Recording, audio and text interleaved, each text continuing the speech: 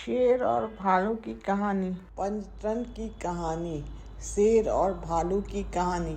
एक समय की बात है। किसी जगह एक जंगल हुआ करता था जहाँ एक शेर रहता था। उस शेर को सभी जानवरों से दोस्ती करके उनका फायदा उठाने का बहुत शौक था। शेर सबसे अपना काम निकलवाता था और उसके बाद दूसरे की मदद के वक्त पीछे हट जाता था। जंगल के सभी जानवरों को शेर की ये हरकतें पता थी कि शेर सिर्फ मतलब की दोस्ती करता है और ज़रूरत पड़ने पर मदद नहीं करता। इसलिए वे शेर से दूर रहते थे और उससे दोस्ती नहीं करते थे। ऐसे ही काफ़ी समय निकल गया, लेकिन शेर को कोई भी दोस्त नहीं मिला। एक दिन जब शेर अपनी गुफा की तरफ जा रहा था, तभी उसने देखा कि उसकी गुफा के बगल में एक बुढ़ा भालू अपना घर बनाकर रह रहा है। उसके मन में तभी ख्याल आया कि वह भालू से दोस्ती करेगा और फिर उसका फायदा उठाएगा। शेर हर दिन यही सोचता था कि वो किसी तरह से भालू से बात कर ले। ऐसे 2-3 दिन बीत गए, लेकिन शेर की भालू से बात नहीं हो पाई और ना उसे बात करने का कोई बहाना मिल रहा था। एक दिन शेर ने देखा कि भालू तो बूढ़ा है। उसके दिमाग में ये विचार आया कि बूढ़ा भालू मेरे किस काम आएगा, इससे दोस्ती करने से कोई लाभ नहीं होगा। एक दिन शेर ने भालू को चिड़िया से बात करते हुए सुन लिया। चिड़िया ने भालू से पूछा, आपकी इतनी उम्र हो गई तो आप खाना कैसे इकट्ठा करते हैं? भालू ने चिड़िया को जवाब में कहा, पहले तो मैं मछली पकड़कर खा लिया करता था, लेकिन अब मैं बूढ़ा हो चुका हूँ, इसलिए ऐसा नहीं कर पाता। लेकिन इसका मतलब यह नहीं है कि मैं भूखा रहता हूँ। अब मैं शहद खाता हूँ, उसका स्वाद बहुत अच्छा लगता है। शहद के लिए मैं घने जंगल में जाता हूँ और वहाँ से मधुमक्खियों से शहद लेकर आता हूँ। शेर ने यह सुन लिया था और उसने भी सोचा कि उसने भी कभी शहद चखा नहीं है।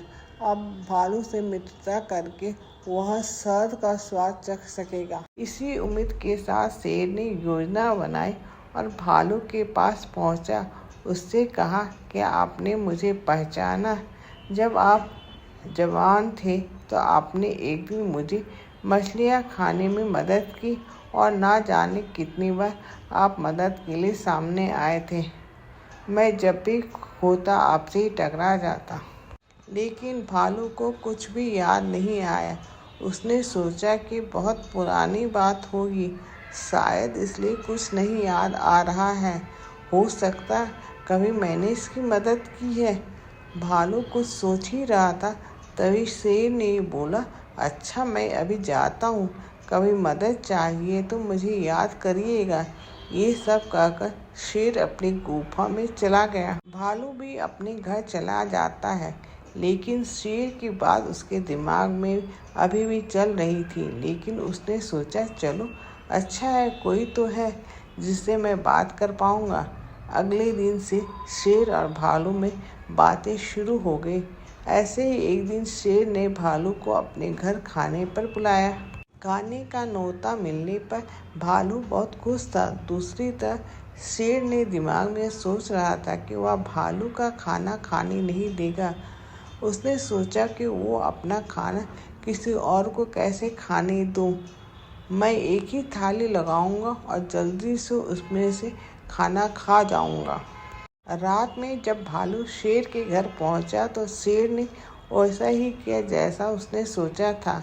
वो एक ही थाली लेकर आया और दोनों लोग साथ में खाने के लिए बैठ गए। भालू बूढ़ा था, इसलिए वो आराम से खाना खा रहा था, लेकिन शेर ने तेजी से खाना शुरू किया और ख़त्म कर दिया। भालू ये देखकर बहुत उदास हुआ। शेर ने उससे कहा, मित्र मैं ऐसे ही खाना खाता हूँ। उदास मन के साथ भालू अपने घर वापस आ गया।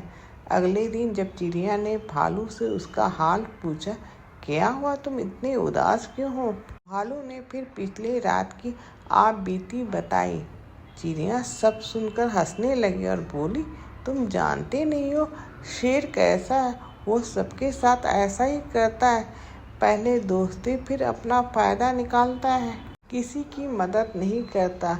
अब तुम भी उसे सबक सिखाना। यह सब बताने के लिए चिड़िया वहाँ से चले गई। भालू ने भी सोच लिया था कि वह शेर को सबक सिखाकर रहेगा। यही सोचकर भालू ने शेर की गुफा में पहुंचा और उससे बिल्कुल सामान्य तरीके से बातचीत करने लगा। उसने शेर को रात की बात का बुरा लगना जाहिर नहीं किया और दोनों आपस में बात करने लगे। तभी शेर ने भालू से बोला, मित्र, तुम हर दिन अपने खाने का इंतजाम कहाँ से करते हो? भालू ने फिर शेर को शहद के बारे में बताया। शेर ने शहद का नाम सुनते हुए बोला, मित्र, तुमने मुझे आज तक शहद चखाया नहीं। शेर की यह बात सुनकर भालू के मन में विचार आया कि वह उसे अब सबक सिखाएगा। उसने शेर से कहा, तुम्हें शहद खाना है, बस इतनी सी बात। तुम रात को मेरे घर आना, मैं तुम्हें शहद खिलाऊंगा। शेर को बहुत खुशी हुई। वो रात के बेसब्री से इंतजार करने लगा। रात होते हुए शेर जल्दी से भालू के घर पहुंचा। शेर के आने पर भालू ने उसका अच्छे से स्वागत किया और बैठने के लिए बोला। उसके बाद भालू ने घर का दरवाज़ा बंद कर दिया। शेर ने दरवाज़ा के लिए भालू से पूछा, तुम दरवाज़ा क्यों बंद कर रहे हो? भालू बोला, अगर किसी को शहद की खुशबू आ गई तो वो यहाँ शहद लेने आ जाएगा, इसलिए दरवाज़ा बंद कर दिया। फिर भालू ने मधुमक्खी का छाता शेर के सामने लाकर रखा और कहा, इसी में तो शहद है। जैसे ही शेर छत्ते में अपना मुंह डाला तो ऐसे ही मधुमक्खियों ने उसे काटना शुरू कर दिया। शेर का पूरा चेहरा सूज गया। शेर जहाँ भी भाग रहा था, मधुमक्खी उसका पीछा कर रही थी। आखिरी में शेर ने भालू से कहा, तुमने मुझे शहद खाने का तरीका क्यों नहीं बताया? भालू ने गुस्से में कहा, मैं शहद ऐसे ही खाता हूँ। शेर को तब मालूम पड़ गया था कि भालू ने इससे उसकी हरकतों का बदला लिया है और फिर वो वहाँ से चुपचाप चला गया। इस कहानी से हमें यह सीख मिलती है कि अगर आपकी कोई मदद करता है तो बदले में आपको भी उसकी ज़रूरत पड़ने पर मदद करनी चाहिए। अक्लमंद बंदर और मगरमच्छ की कहानी। समुद्र के किनारे जामुन का एक खूब बड़ा सा पेड़ था। उस पर एक बंदर रहता था। उस बंदर का नाम चंदन था। जिस जामुन के पेड़ पर वह रहता था, उसके फल बहुत मीठे थे। बंदर उन्हें मज़े से खाता था और वही उसने डेरा जमा लिया था। एक दिन एक मगरमच्छ समुद्र से निकला और किनारे पर आकर उस जामुन के पेड़ के नीचे आकर सुस्ताने लगा। चंदन बंदर ने सोचा, अपने आप यहाँ आ गया है, यह मगरमच्छ मेरे लिए तो किसी मेहमान से कम नहीं। मैं खुद तो मीठी मीठी जामुन खाता हूँ, क्यों न इसे भी खिलाऊं। यह सोचकर बंदर ने पेड़ पर से मीठी मीठी जामुन गिराने शुरू कर दिए। मगरमच्छ ने उन्हें खाया तो वे उसे बड़े स्वादिष्ट लगे। उसने ऐसे बढ़िया जामुन पहले कभी नहीं खाए थे। उसने खूब जामुन खाए और कुछ अपनी पत्नी को खिलाने के लिए साथ ले गए।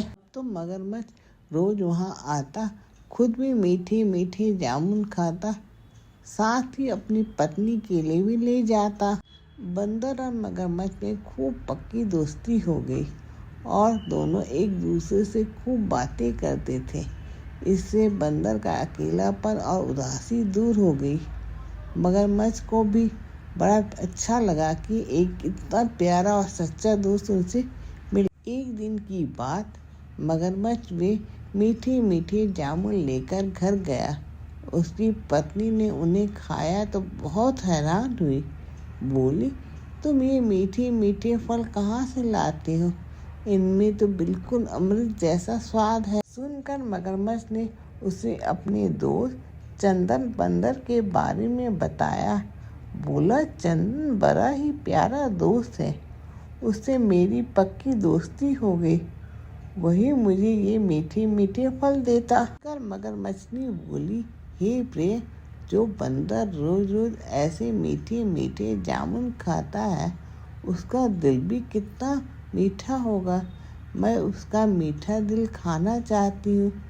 आज जब तुम आओ तो उसका दिल भी ले आना। मैं उसे खाने के लिए तरस रही हूँ। सुनकर मगरमच्छ अवाक रह गया। बोला, तुम क्या कह रही हो?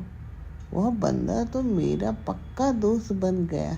दुनिया में किसी सच्चे दोस्त का मिलना बड़ा ही मुश्किल है।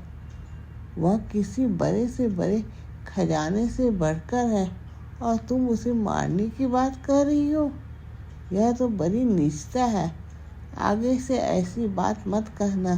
सुनकर मगरमच्छनी को बड़ा गुस्सा है। बिफर कर बोली, मुझे तो लगता है वह जरूर कोई बंदरिया है जिससे तुम प्रेम करने लगे हो। तुम मुझसे यह बात छिपा रहे हो। इस बंदरिया से प्रेम के कारण ही तुम मेरी एक छोटी सी इच्छा पूरी नहीं कर रहे हो, वरना आज तक तुमने मेरी कोई बात नहीं टाली। कहकर मगरमच्छनी जोर जोर से रोती हुई आंसू बहाने लगी। मगरमच्छ भला क्या कहता। दुखी होकर उसने कहा, ठीक है, तुम नहीं मानती हो तो कल मैं जरूर बंदर को अपने साथ ले आऊँगा। तब तुम उसका दिल निकाल कर खा लेना। मगरमच्छ समुद्र के किनारे आकर उस जामुन के पेड़ के पास गया तो उसका चेहरा एकदम बुझा हुआ था। उस पर अजब सी उदासी थी। उसे देखकर बंदर ने पूछा, भाई क्या बात है, आज तुम बड़े दुखी लग रहे हो। बंदर बोला, तो इसमें इतना परेशान होने की क्या जरूरत है। कल भाभी को यहाँ ले आना। मैं उनसे यही मिलूँगा, उनसे 2-4 बातें कर लूँगा और मीठे मीठे जामुन भी खिलाऊँगा। मगरमच्छ बोला, नहीं भाई, वह तो अपने घर में ही तुम्हारा स्वागत सत्कार करना चाहती है। और रही बात पानी की, तो मेरा घर समुद्र के अंदर एक बढ़िया से टापू पर है। वहाँ तुम मज़े से रह लोगे। मैं तुम्हें अपनी पीठ पर बैठाकर वहाँ ले चलता हूँ। इस पर बंदर खुशी खुशी राजी हो गया और मगरमच्छ की पीठ पर बैठकर चल दिया। लेकिन समुद्र में काफ़ी दूर जाने के बाद भी टापू नहीं दिखाई दिया। तो बंदर ने पूछा, मित्र, वह टापू कहाँ है जिस पर तुम्हारा घर अभी तक तो दिखाई नहीं दिया। मगरमच्छ ने सोचा, अब तो यह बंदर पानी के अंदर है और पूरी तरह फंस ही चुका है, कहीं भाग तो पाएगा नहीं। तो इसे सही बात क्यों ना बता दी जाए, ताकि मरने से पहले यह ईश्वर का स्मरण कर ले। मगरमच्छ ने कहा, सुनो मित्र, वह टापू कहीं नहीं है। मैंने तो तुमसे झूठ मूठ ही कहा था। मेरा घर तो गहरे पानी में ही है। वही मेरी पत्नी मगरमच्छनी रहती है, जो तुम्हारा दिल खाना चाहती है। इसलिए मैं तुम्हें अपने साथ ले आया हूँ। बंदर समझ गया कि मगरमच्छ ने दोस्ती के नाम पर उसके साथ धोखा किया। अब तो जान बचाना मुश्किल है। पर फिर उसने सोचा कि संकट के समय बुद्धि से काम लिया जाए तो बड़े से बड़ा संकट भी टल जाता है। कुछ सोचकर उसने कहा, अरे मित्र, तुमने पहले क्यों नहीं बताया। अपना दिल तो मैं उस पेड़ पर ही छोड़ आया हूँ जिस पर मैं रहता हूँ। तुमने पहले बताया होता तो मैं खुशी खुशी वह दिल साथ लेकर चलता। भला भाभी की यह छोटी सी इच्छा मैं पूरी न कर पाऊँ, तब तो मेरे जीवन को धिक्कार ही है। बंदर की बात सुनकर मगरमच्छ को यकीन नहीं आया। बोला, यह कैसे हो सकता है। हम सबका दिल तो हमारे अंदर ही होता है। तुम कैसे कह रहे हो कि तुम उसे पेड़ पर टांग आए हो। इस पर बंदर ने हंसते हुए कहा, हाँ मित्र, यही तो बात है। हम बंदर अपने दिल जहाँ रहते हैं वहीं टांग देते हैं। हमारे लंबे जीवन और स्वास्थ्य का यही राज है। अब झटपट चलो ताकि मैं वह दिल ले आऊं और जल्दी से जल्दी उसे भाभी को खिला सकूं। सुनकर मगरमच्छ तेजी से किनारे की ओर चल पड़ा। जैसे वह किनारे पर पहुंचा, बंदर ने तेजी से छलांग लगाई और पेड़ पर जा पहुंचा। अब उसे मगरमच्छ का कोई डर नहीं रहा। मगरमच्छ कुछ देर तक बंदर का इंतजार करता रहा, फिर बोला, जल्दी करो मित्र, जल्दी से अपना दिल ले लो, ताकि फिर मैं तुम्हें लेकर झटपट समुद्र में अपने घर आऊं। मगरमच्छ बेचारी भूखी होगी, उसने तो अनशन कर रखा है कि जब तक मैं बंदर का दिल नहीं खाऊंगी, मैं कुछ और खाऊंगी ही नहीं। सुनकर बंदर ने मगरमच्छ को फटकारते हुए कहा, मैंने तो तुम्हें मित्र समझा, पर तुम मित्रता के नाम पर कलंक हो, जो अपनी पत्नी की इच्छा पूरी करने के लिए मुझे मार डालना चाहते हो। तुमने मेरी दोस्ती के साथ छल और धोखा किया है।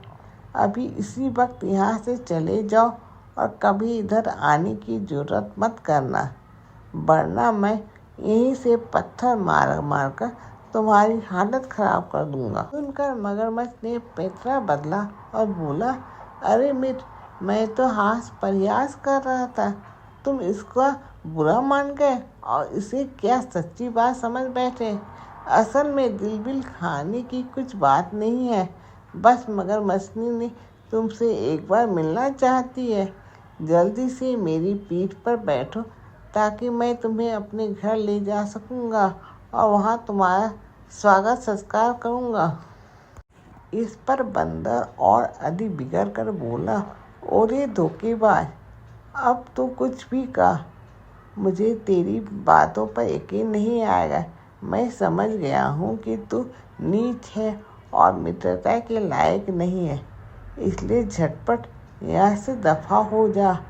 मैं अब तेरी शक्ल भी नहीं देखना चाहता हूँ। मगरमच्छ सिर झुकाए हुए वहाँ से चला गया और फिर वहाँ कभी लौट कर नहीं आया।